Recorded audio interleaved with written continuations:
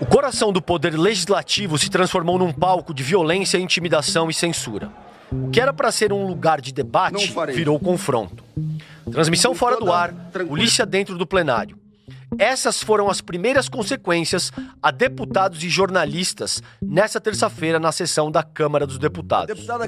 A confusão começou quando o deputado Glauber Braga, do PSOL, resolveu protestar por estar sob a ameaça de cassação do mandato. Em um gesto extremo, mas já feito pela oposição, ocupou a cadeira do presidente Hugo Motta. O que se viu a partir daí foi violência e censura.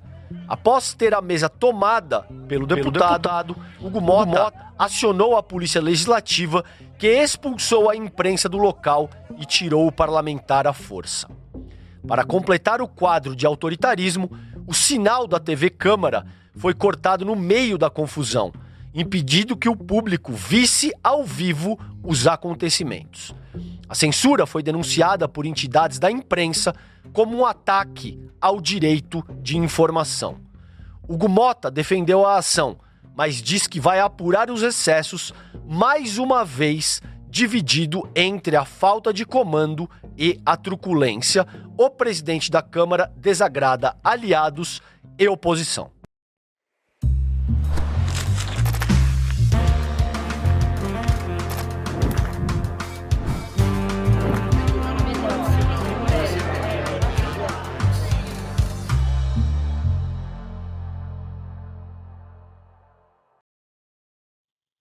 Olá, comunidade CL, boa tarde, bom dia ainda, olha, já tô dando boa tarde para vocês. César Calejon hoje aqui, conduzindo o Em Detalhes, a difícil e ingrata missão de substituir minha queridíssima amiga Gabriela Varela, que em breve estará de volta com vocês. Vocês sabem, o videocast, o Em Detalhes, aqui sempre com um convidado, a gente procura mergulhar e analisar a temática mais quente do dia. Hoje, infelizmente, o assunto é muito triste, é trágico, a fatídica noite de ontem na Câmara Federal. E para analisar isso com vocês, ninguém melhor do que a jornalista Heloísa Vilela, que estava lá ontem. Elo, prazer te receber no Em Detalhes, que honra poder contar com a tua presença hoje no programa para olhar para uma situação tão delicada como essa que aconteceu ontem na Câmara Federal. Prazer te receber, Elo. Bom dia, querido. Pois é, triste a gente ter que tratar desse assunto. Um prazer estar aqui com vocês e com essa audiência maravilhosa do Em Detalhes, para a gente discutir o que se pode entender do que aconteceu ontem e como que a gente pode projetar isso mais para frente. Não são não são boas as indicações, viu, Calejon? A perspectiva não está nada positiva nesse fim de ano aqui em Brasília. Boa, vamos avançar para isso, Elo. Antes, eu gostaria de pedir o teu relato, considerando exatamente o que você viu ontem, o que aconteceu, que você pode relatar para nossa audiência, considerando a fatídica noite de ontem na Câmara Federal. Olha, eu estava em pé lá na galeria da Câmara dos Deputados para fazer uma entrada ao vivo para o N2 e já estava me preparando quando eu comecei a ouvir o discurso que o Glauber estava fazendo, o Glauber Braga, deputado, estava fazendo sentado na mesa da Câmara. Mais cedo eu tinha vindo aqui embaixo, entrei no plenário e vi o Glauber. Fui lá conversar com a Benedita da Silva, perguntar para ela por que o Glauber está dirigindo, está presidindo a sessão. Falei, não, porque a gente passou para ele, qualquer deputado pode presidir e ele está presidindo. E realmente, chamava um, chamava outro, cada um fazendo seus discursos. Aí quando eu fui lá para cima me preparar para o N1, faltava assim 5 minutos para entrar no ar e eu ouvi o Glauber falando e comecei a gravar. Ele dizendo, eu vou ficar aqui porque o que estão querendo fazer com a cassação do meu mandato é um absurdo, então eu vou, como protesto, eu vou ficar aqui e tal. Aí comecei a gravar, eu falei, epa, vai acontecer alguma coisa aqui, porque o Glauber está dizendo que vai ficar sentado na mesa da Câmara, da presidência. Bom, aí eu comecei a fazer a entrada ao vivo, comecei a falar e tô vendo uma movimentação atrás da câmera de segurança passando para lá, segurança passando para cá, falando com o cinegrafista, que era o Marlos. E aí, daqui a pouco, o Marlos veio fazer sinal para mim. Bom, resumo, eu tive que sair de lá no meio da entrada ao vivo. Os seguranças nem esperaram eu terminar. E eu vi que eles esvaziaram toda a galeria. Nenhum jornalista pôde ficar. Aí eu saí, desci, terminei de fazer a entrada ao vivo e corri aqui para o Salão Verde, onde eu estou, para a entrada da Câmara dos Deputados, e já estava aquela confusão, os jornalistas todos ali em volta querendo entrar no plenário e sendo impedidos de entrar no plenário. E foi aí que eu descobri que o sinal da TV Câmara também tinha sido cortado. E ontem de noite eu fiquei sabendo que a segurança colocou duas pessoas na porta do cafezinho. Tem um cafezinho lá dentro do plenário, que a porta dá para dentro do plenário. E puseram 2 seguranças ali para impedir os funcionários de saírem e verem o que estava acontecendo. Mais do que tudo, de saírem e gravarem, porque hoje em dia todo mundo tem um celular, puxa o celular na mesma hora e começa a gravar.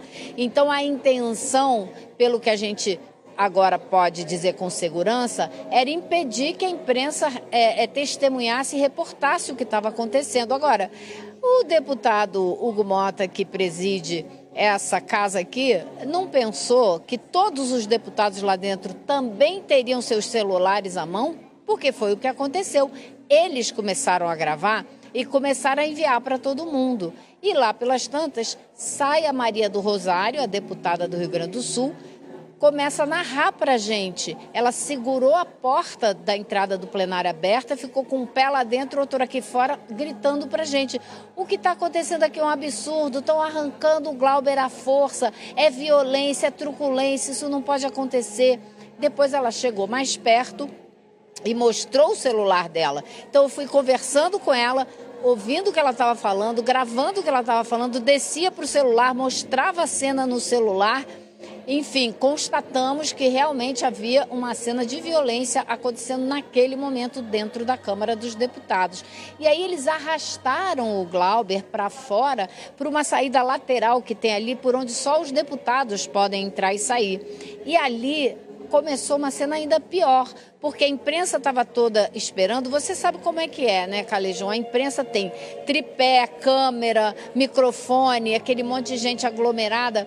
Os seguranças começaram a falar, vocês têm que se afastar, e vão se afastar agora, e começaram a empurrar os jornalistas.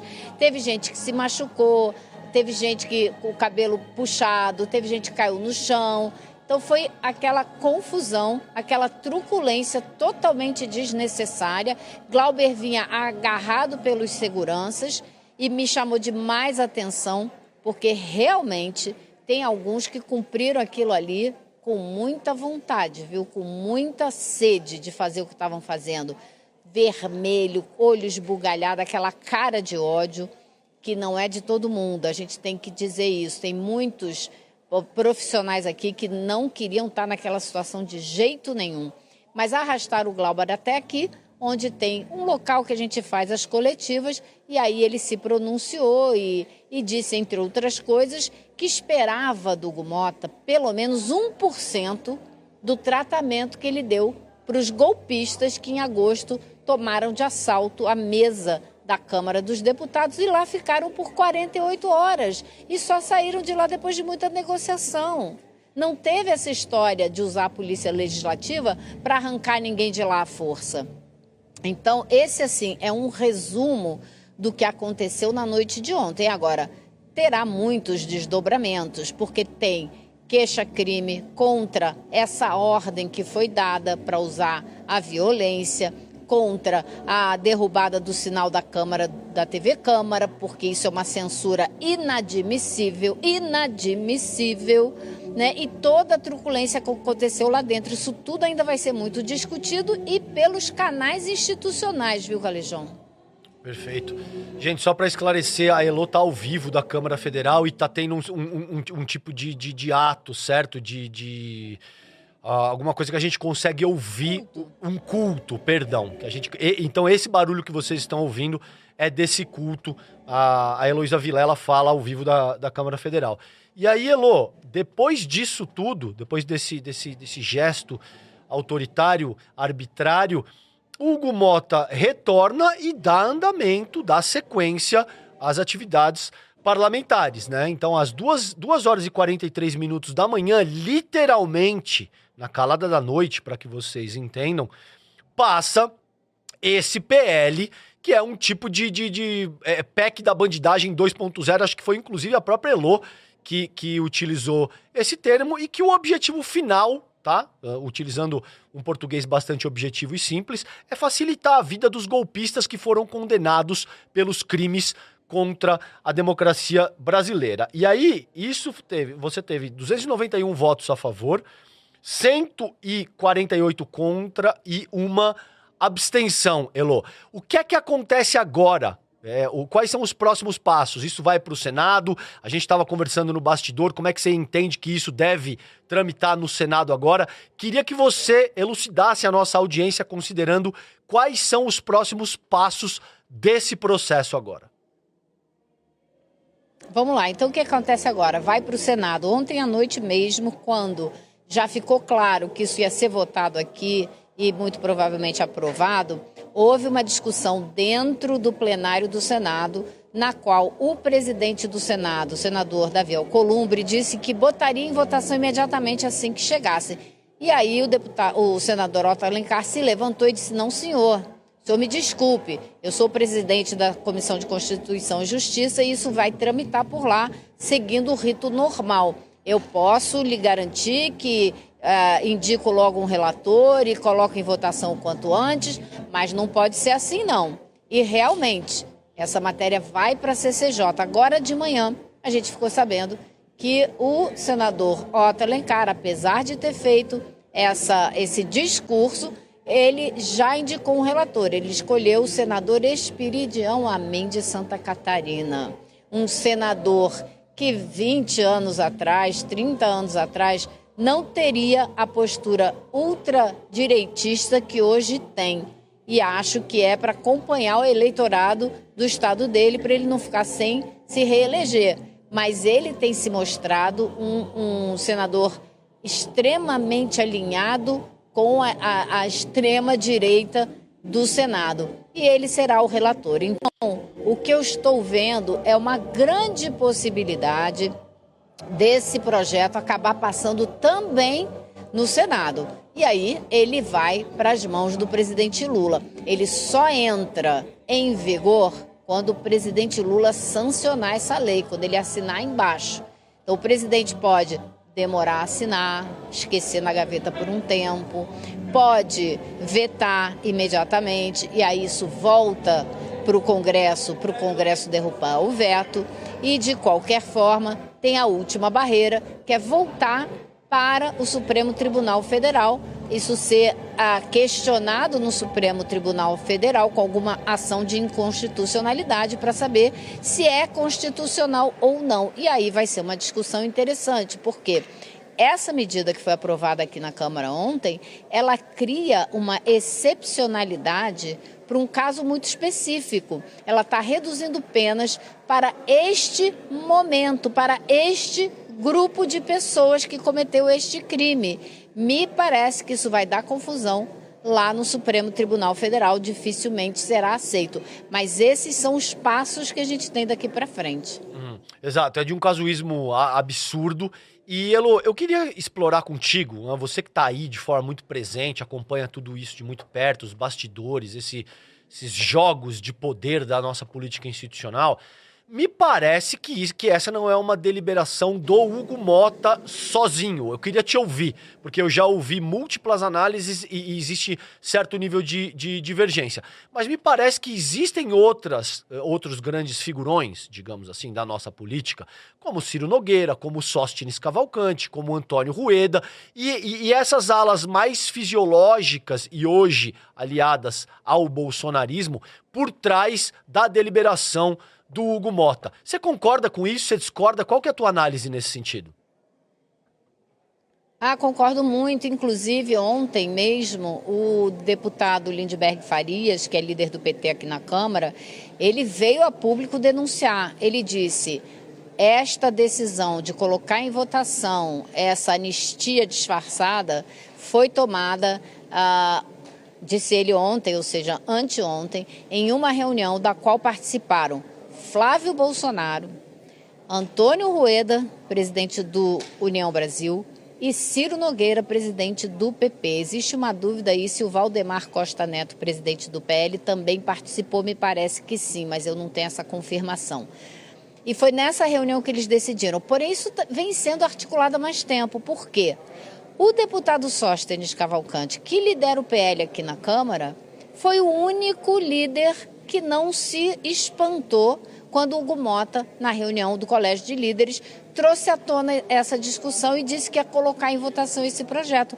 Só ele não se espantou. Todo mundo se espantou na reunião, porque isso, para o resto, para todo mundo, com exceção do Sóstenes, caiu de paraquedas, veio do nada, ninguém estava esperando, era uma coisa que não estava em discussão. Porém, o Sóstenes admitiu aqui que estava analisando esse texto há 2 semanas.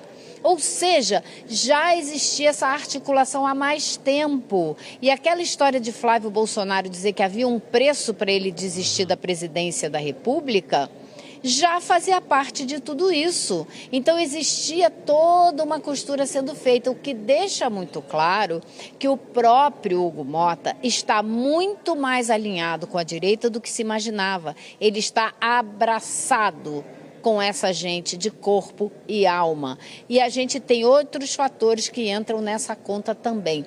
Estão tentando dar um troco para o governo e para o STF. Por quê? Porque estão acuados pelo governo, pelo STF e pela Polícia Federal. O presidente Lula deixa a Polícia Federal agir independentemente, como deve ser, e a Polícia Federal começa a pegar um monte de coisa que essa turma aqui não gosta. Então você tem aí escândalo do Banco Master, você tem a Polícia Federal investigando os casos das emendas parlamentares que tem atividade ilícita, como está sendo levantado no Supremo Tribunal Federal, nessa ação da qual o ministro Flávio Dino é o relator.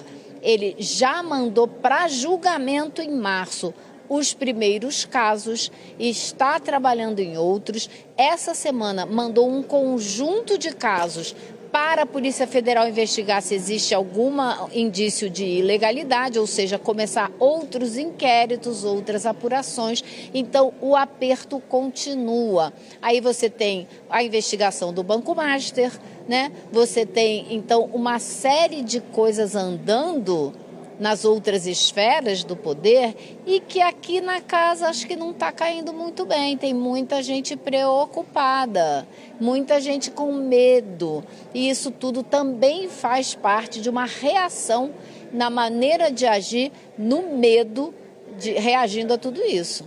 Perfeito. E eu posso dizer que vem mais pela frente. É só o que eu posso dizer nesse momento, Elô.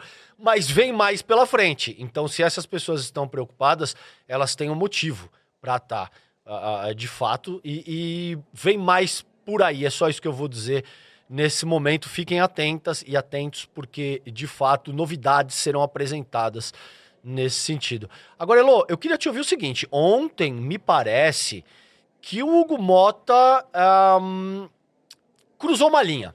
Ele se excedeu para além do que era esperado. A gente sabe que o Hugo Mota não honra os compromissos, que ele age na calada da noite, que ele tem essa postura de alguma forma, dar a facada, né? Utilizando aqui a metáfora, nas costas do que estava combinado, inclusive. Ele fez isso no caso do IOF e tal. Agora me parece que ele se excedeu e cruzou uma linha, sobretudo no que diz respeito à agressão contra o Glauber Braga e outras deputadas mulheres, inclusive, foram agredidas, e principalmente por cercear a atividade da TV Câmara e da imprensa livre. Tudo isso foi feito. Apesar disso, você acha que isso vai implicar algum tipo de consequência? O Hugo Mota será responsabilizado de alguma forma pelos atos de ontem, Elô? Olha, isso daí a gente vai ter que acompanhar muito de perto, porque existe um procedimento que possibilita, sim, a responsabilização do presidente da Câmara dos Deputados. Você tem que abrir um processo aqui dentro, ele tem que avançar e é julgado no Senado. Mas a gente está vendo que nas últimas semanas formou-se aí uma aliança entre Hugo Mota e Davi Alcolumbre que não existia. Na medida que Davi Alcolumbre começou a achar que não podia mais, que começou a se desentender, né, com o Supremo e querer se distanciar do governo federal, formou-se ali uma aliança entre os dois. A gente não sabe até onde vai, porque no fim da semana passada o Alcolumbre já começou a mandar uns sinaizinhos de fumaça, de querer reatar com o governo federal. Mas com o STF a briga continua e a briga é feia para o Davi Alcolumbre. Então isso aproximou os dois, o que torna mais difícil a gente acreditar que o Senado adotaria uma medida de sanção qualquer contra o Hugo Mota, a não ser que o Senado se rebele e não siga, né, e que o Davi Alcolumbre não tenha ali o controle da casa. Ele tem mais controle da casa muito mais do que o Hugo Mota tem da Câmara. Mas propostas virão, queixa-crime já está em andamento, todos os órgãos de imprensa estão reclamando, as federações. Existe uma lista de perguntas que foi apresentada pelos jornalistas que cobrem a Câmara dos Deputados à assessoria do Hugo Mota, exigindo esclarecimentos. E devo também te dizer que não é novidade para nenhum jornalista que trabalha aqui na Câmara essa atitude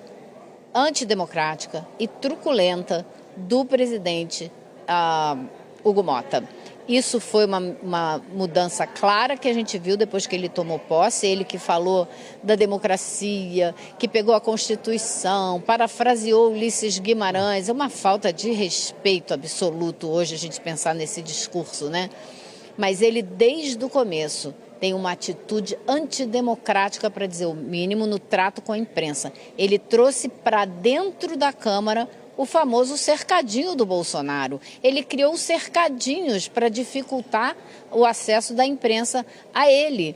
E ele não costuma responder perguntas da imprensa. Então, ontem, por exemplo, ele veio aqui para uma suposta coletiva, onde ele anunciou quais eram as medidas que seriam pautadas para serem discutidas e votadas, e depois que acabou de falar, falou muito obrigado e tchau. Não respondeu nenhuma, a imprensa inteira aqui, ele não respondeu nenhuma pergunta.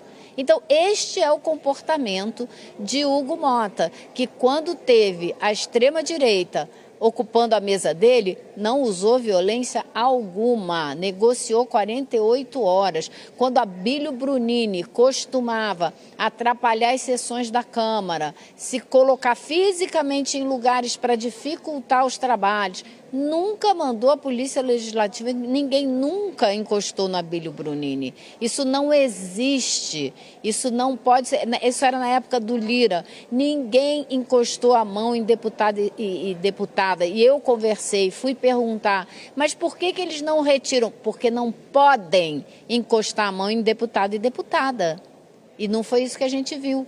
A gente viu justamente o contrário. Então, devo ressaltar que a atitude de Hugo Mota, desde que tomou posse, não é democrática. A maneira como ele lida com a imprensa, que ele não se relaciona com a imprensa, ele só dá entrevista para 1 ou 2 canais de televisão e olhe lá. O resto é resto e ele não responde nem a perguntas quando está no corredor. Eu já tive essa experiência de estar andando ao lado dele no corredor, fazer uma pergunta para ele dizer que não podia responder, 3 passos à frente ele para gravar um vídeo para as mídias sociais dele. Mas responder perguntas de jornalista ele não pode.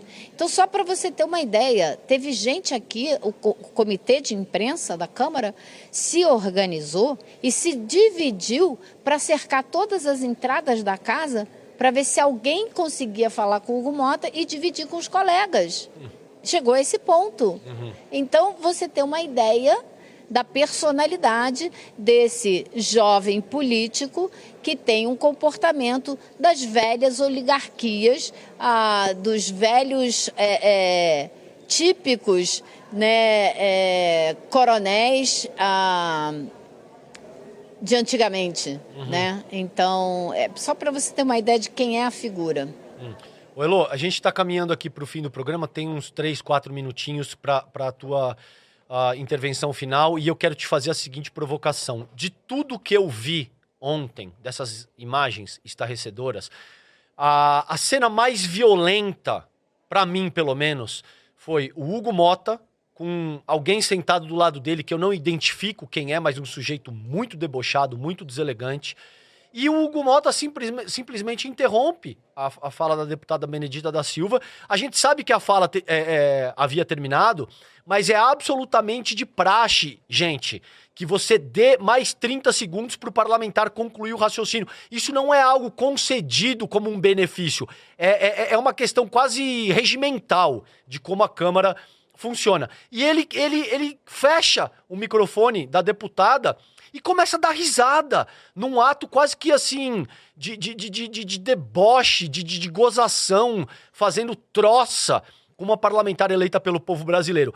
Isso me pareceu de uma violência absurda. Eu queria que você comentasse isso, vou deixar essa provocação. E por fim, queria que você endereçasse também a falsa equivalência que boa parte da nossa imprensa está tentando fazer, comparando o Glauber Braga e o que ele fez, no sentido de defender o seu mandato por uma questão absolutamente desproporcional, com o que fizeram os golpistas que tentaram subverter o funcionamento da nossa democracia, Elô. E tem muita gente dizendo que são assim, coisas equivalentes em termos de extremismo. Eu passo para ti essas duas provocações, Elô. Olha, primeiro, é inacreditável. Benedita da Silva, junto com Paulo Paim e com a Renan Calheiros, são os 3 únicos parlamentares que estão hoje no Congresso Nacional que foram parlamentares constituintes. Se não fosse por isso, pelo menos ele deveria mais respeito à Benedita da Silva. Pelo menos por isso. Não vou nem elencar os outros motivos. E a atitude de deboche, rindo, foi o dia, a sessão inteira, Calejão. Ele fez isso o tempo todo. As pessoas falando com ele, se dirigindo a ele, ele olhava para o lado, fazia quase com um, quase com o outro, nem aí. Outra coisa que foi horrível, quando a sessão terminou e que essa dosimetria, que nada mais é do que uma anistia disfarçada com outro apelidinho, ele anunciou a vitória da proposta e ainda disse que ela corrigia exageros que muita gente condenada com penas exageradas e que eles aqui estão resolvendo. Então, assim, outro assinte a sociedade brasileira, a democracia brasileira, que ele cometeu ontem com a maior tranquilidade. Não ficou nem rubro. Agora, no caso do Glauber, um absurdo essa falsa equivalência que ele estabeleceu, de propósito, botando os casos da Zambelli, Ramagem e Glauber no mesmo dia, tentando estabelecer uma equivalência entre esses dois bandidos condenados, julgados e condenados já pelo Supremo Tribunal Federal, inclusive, trânsito em julgado, com o Glauber, que foi simplesmente se defender de uma pessoa que o provocava há muito tempo e perdeu a calma e empurrou essa pessoa para fora da Câmara. Como que você vai comparar uma coisa com a outra? Zambelli correndo com arma atrás de uma pessoa em São Paulo, invadindo computador para criar documento falso para tentar dizer que tinha mandado prender o ministro Alexandre de Moraes, e o Ramagem, que usou a BIM para construir narrativas falsas e ajudar a tentativa de golpe. Não dá nem para começar a comparar, né? Não tem nenhuma lógica isso, mas ele, de uma maneira hipócrita, sacana, está colocando tudo para votar hoje junto aqui na Câmara dos Deputados. É um assinte, é um desrespeito com esses deputados, a Benedita e o Glauber, e é um desrespeito com a democracia e com a sociedade brasileira. Ele terá que responder por isso. Perfeito. Assim esperamos. Por hora, a gente para por aqui, a gente vai seguir acompanhando essa história, seguramente em toda a nossa programação. Muito bom poder contar contigo hoje aqui, Elô, relatando tudo que você viu, ouviu e viveu aí nesse dia trágico para a democracia brasileira. Obrigado, Heloísa Vilela. De nada, meu querido. Até a próxima. Um beijo, querida. Obrigado. Gente, vamos lá, porque vocês sabem que assim, o núcleo de pós-graduação aqui do ICL tá bombando a todo vapor, tá? Vem aí a turma 2026 do curso Repensando Brasil, esse aqui do lado, ó. Sociedade, História e Política. A primeira turma dessa pós foi um dos maiores sucessos do ICL, se eu não me engano, o William De Luca fez. Mais de 5 mil alunos e milhares de pedidos para abrirmos novas vagas. Em 2026, ela volta ainda mais forte, com novidades na grade e a chegada do professor Castro Rocha, baita craque, que se junta a Marilena Chauí, Gessé Souza, Ladislau Dalbor, Muniz Sodré, Renato Giannini e outros grandes intelectuais brasileiros. No dia 14 de dezembro, atenção pessoal, você vai conhecer tudo o que muda na nova edição e garantir condições exclusivas para entrar na pós mais transformadora do Brasil. Garanta agora mesmo sua vaga, aqui ó, o link em detalhes icl.com.br. Acesse agora, gente, é rapidinho, faça sua inscrição e participe do lançamento da turma 2026. Descubra todas as novidades e garanta, condições especiais de matrícula, tá bom? Gente, o videocast em detalhes fica por aqui. O próximo episódio vai ao ar às 10h30 da manhã, ao vivo, no YouTube, por onde você acompanha toda a programação do ICL Notícias, sempre de segunda a sexta. Você também pode acompanhar o Em Detalhes nas principais plataformas de áudio. O podcast fica disponível entre 6 e 7 horas da manhã. Para quem acompanha essa transmissão ao vivo no YouTube, você fica agora com o programa Mercado e Investimentos com a Débora Maganha. E às 6 horas a gente tem o ICL Notícias, segunda edição. E tem, se eu não me engano também, posso estar errado, tá? Hoje, mas tem também o rolê ICL antes disso. Beijo grande pra vocês, até a próxima. Tchau, tchau. O Brasil vive um momento decisivo e entender o que está em jogo exige mais do que manchete.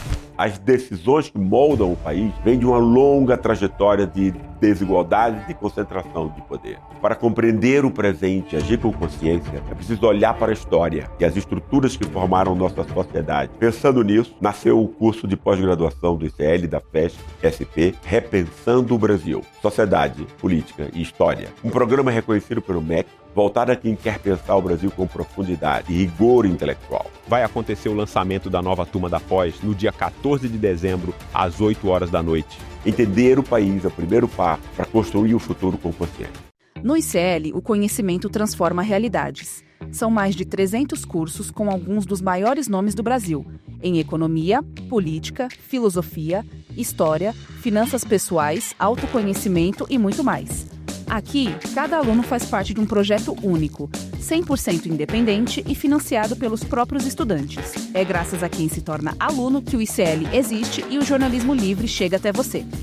Se inscreva agora em icl.com.br e torne-se aluno. Estude, apoie e faça parte da revolução do conhecimento.